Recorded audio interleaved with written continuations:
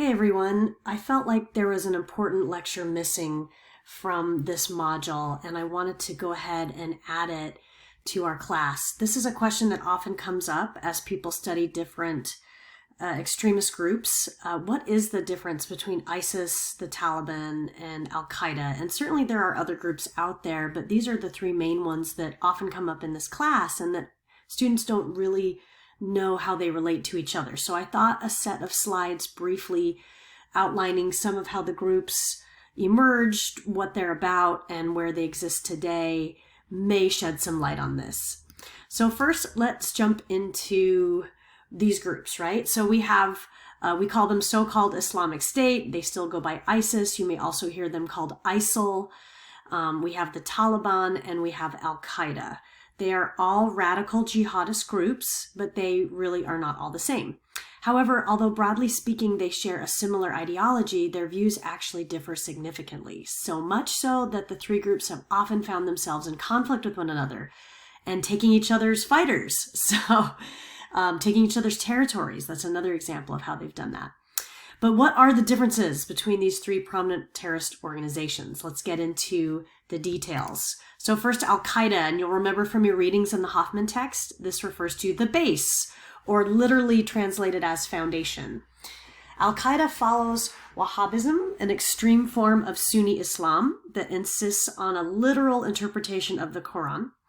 It's founded in 1988 in Pakistan by Osama bin Laden and Mohammed Atif shortly before Soviet forces withdrew from Afghanistan. So essentially this was the power vacuum that existed in the 80s in this part of the world, in Asia, where you had lots of power grabs going on between the USSR and other nations.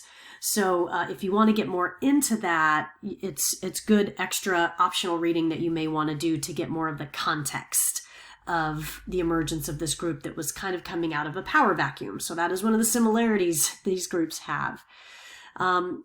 They believe in the concept of what we call defensive jihad, or that is to say it is every Muslim's obligation to fight those who might have been seen as opposing Islam and mobilizing their variation of Islam. Essentially, today we see them quite fragmented. We also identify them, obviously, as the terrorist group behind the 9/11 attacks in 2001 in New York City, which killed nearly 3,000 people. They have views that the West and its culture are threatening to Islam, and its main goal was to establish an Islamist state based on Sharia law.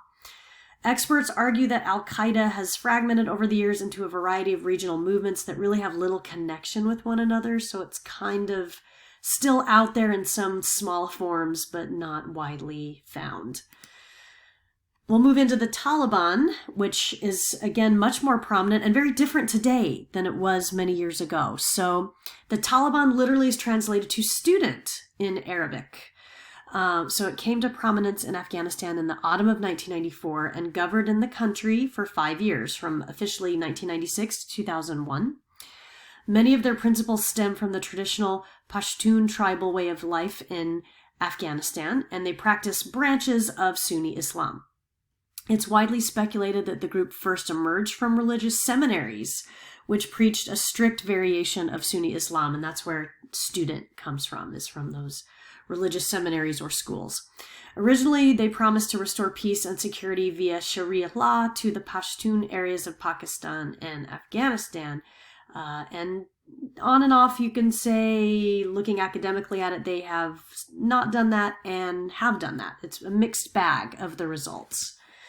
But overall, the Taliban enforces extremely strict laws by which its citizens must live. Some people argue now that maybe they are not as strict as they used to be. But for example, women over the age of 10 are prohibited from receiving an education, and televisions and social media are banned. So contrary to popular belief, there is not one single Taliban, but several different groups. The biggest and most effective group in Pakistan are the TTP, that attempted to murder Malala Yousafzai for going to school under the group's rule. You guys now know her as a Nobel Peace Prize winner, where she had lots of films and books called I Am Malala. So that is the group that was trying to execute her on the bus for trying to go to school, because that is against Taliban rule. Surprisingly, Afghanistan and Pakistani Taliban are rivals. So there are Taliban groups in both countries, but they also are allies. So again, it's a mixed bag of their results, their allegiances, and what they've accomplished. They have slightly conflicting ideologies, which have led to clashes in the past, but again, it's kind of interesting to see them combined sometimes. The Taliban are now seen today more as mediators, which is kind of strange, but it really matters that many people even prefer cruel governance to no governance at all. And whether we like it or not, it will always matter in places where governments are weak and lack legitimacy. So if somebody looks strong and forceful and predictable to provide some kind of legal structure, then you might just accept it, even though maybe some of their ways of doing things are cruel or brutal or whatnot. You prefer some structure as opposed to no structure. And that's largely what we've seen happen. So the Taliban seemed defeated after the initially successful U.S.-led invasion of Afghanistan in 2001. But again, we've been in that war for over 20 years now, and that status didn't last. In the mid-2000s, under President Hamid Karzai, and with corruption and governance failures mounting, the Taliban moved to fill the gap by providing free mediation of tribal and criminal disputes. Afghans soon reported surprising levels of satisfaction with Taliban verdicts in local courts. So again, when they see power vacuums and as a way to establish acceptance and support, you will see groups do this so they become favorable among the citizenry, especially when they're dissatisfied with their government. Let's finally turn to ISIS, also known as the Islamic State or IS, the Caliphate or ISIL. So it was established officially in 2014 after the capture of Mosul and when Taliban leaders defected and swore allegiance to the Islamic State leader Abu Bakr al-Baghdadi. You maybe have heard that name in the news. The renegade commanders were mostly those who had grown dissatisfied with the leadership of Mullah Muhammad Omar, who at the time headed up the Taliban. So these are Taliban defectors largely. Although the media has been populated with stories of ISIS over the last couple of years, the Taliban groups have a far larger following. Although both practice extremist variations of Sunni Islam, Taliban groups teach a form of the Deobandi branch, which is actually less extreme than the version of the Wahhabi Salafist tradition practiced by the Islamic State and Al-Qaeda. So there's a little bit of argumentation about which group practices a more strict version of Islam or other branches. And that still gets debated today. So whilst the Taliban and Al-Qaeda predominantly practice guerrilla warfare, making them extremely difficult to face using traditional combat techniques, the Islamic State tactics are far more similar to those of a typical army. They managed to harness the power of social media in a way which no preceding terrorist group has been able to do. Using YouTube, Twitter, and WhatsApp, the group was able to spread terrorist propaganda, inviting young people to join them in their fight against Western culture and giving them a huge advantage when it comes to luring potential recruits from overseas. It was predicted actually that, it actually recorded that 850 people from the UK alone came to join ISIS via social media campaigns. That's quite a few people. That's almost 1,000 people just from using social media. And we hadn't really seen that embraced before in former terrorist organizations. And so that's where ISIS was successful, as finally embracing social media.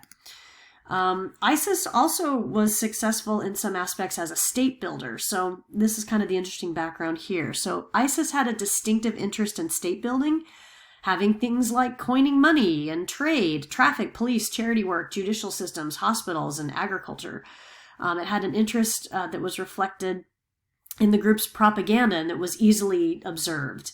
So at the time, there was really little to suggest that this would actually be sustainable because no one was going to trade with ISIS, and for them to get the supplies and products they needed into their country, it was kind of a self-imploding bomb to begin with. But before anything else, a state or any organization that wishes to approximate a state really must be able to provide some degree of law and order. Without order, there cannot be law, and ISIS's project was very much about law. ISIS got its biggest break with the collapse of governmental authority in Syria and Iraq in the post-Arab Spring, which again started in 2013, and maybe even some people argue earlier in 2011. the extremist group could do what discredited governments couldn't. It could provide Syrians and Iraqis with a degree of security, which is what they came to crave the most, especially in these uncertain times. So even though some might have detested the group's ideology, brutality, beheadings, those kinds of violent acts, they were still supported in their rule over the alternatives, because having some security was preferable to having none. So again, in chaos, we crave structure. It's kind of some of the backstory of ISIS. After a country collapses and descends into warring factions and rampant criminal activity, any group that hopes to reconstitute order really must assume a monopoly over the use of force. You become the most brutal. We are more brutal than anything. We are the ultimate in force. So this means defeating any pretenders to the throne. In an already brutal war zone, brutality can unfortunately work. Instilling terror in the hearts of your opponents undermines their morale, making them more likely to stand down, flee, or surrender on the battlefield. And this is a tactic that ISIS definitely used.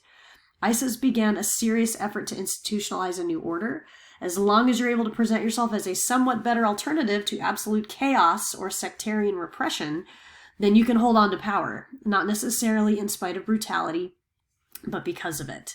So this is just something to think about when you think about how ISIS was able to become successful.